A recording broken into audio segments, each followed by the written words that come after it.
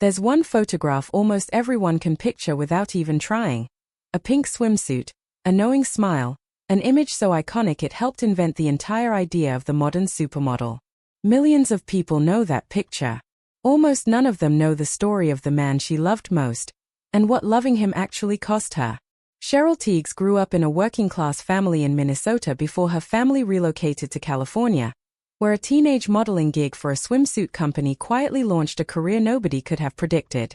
She had planned to study English in college, not chase magazine covers. But by her early 20s, she was appearing on the covers of Glamour, Vogue, Time, and eventually Sports Illustrated, becoming widely credited as America's first true supermodel.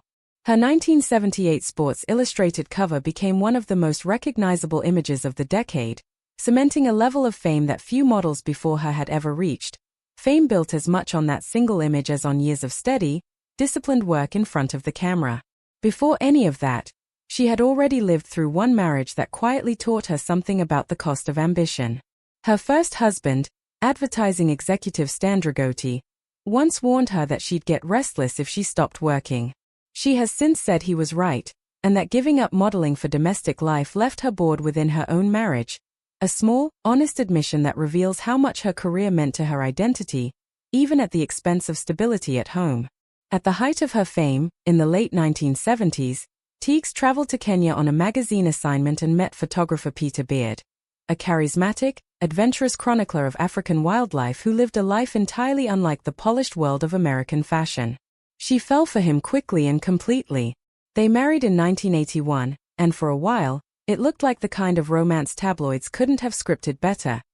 A supermodel and a globe-trotting artist, splitting their time between New York and the African bush, their story even documented in an Emmy-winning television special about vanishing wildlife. The reality behind that romance was far more painful than the photograph suggested.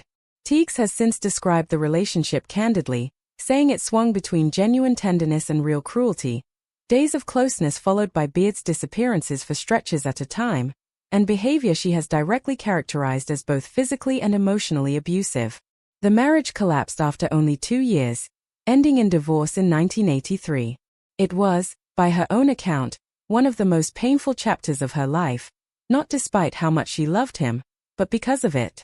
What makes her story worth telling isn't just the heartbreak, it's what she carried afterward. Tiegs went on to marry twice more, raise 3 sons, including twins born through surrogacy in her 50s, and continued building a decades-long career in modeling and fashion design, launching her own clothing lines and remaining a recognizable public figure well past the era that made her famous. But she has said that a piece of her heart never fully let go of Beard, even decades after their divorce, even through 2 more marriages of her own. Then, in the spring of 2020, Beard disappeared while walking near his home in Montauk, New York. After an extensive search, his remains were found weeks later. He was 82. It was only after his death, in an interview later that year, that Tiegs finally said publicly what she had apparently felt privately for nearly 40 years, that despite everything, he had been the most romantic love of her life, and that she remained grateful for having loved him at all. That's a remarkable thing to admit about someone who had also hurt her deeply.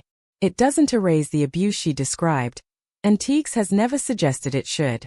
But it does complicate the tidy fairy tale the fashion world often tries to sell, the idea that a supermodel's life, captured in 1,000 perfect photographs, was ever actually simple. So the next time that unmistakable pink swimsuit photo shows up on your screen, remember it's only the surface. Behind it is a woman who loved fiercely, survived real pain, and decades later, still had the honesty to admit that love and hurt can come from exactly the same place, and that admitting it took more courage than any photo shoot ever did.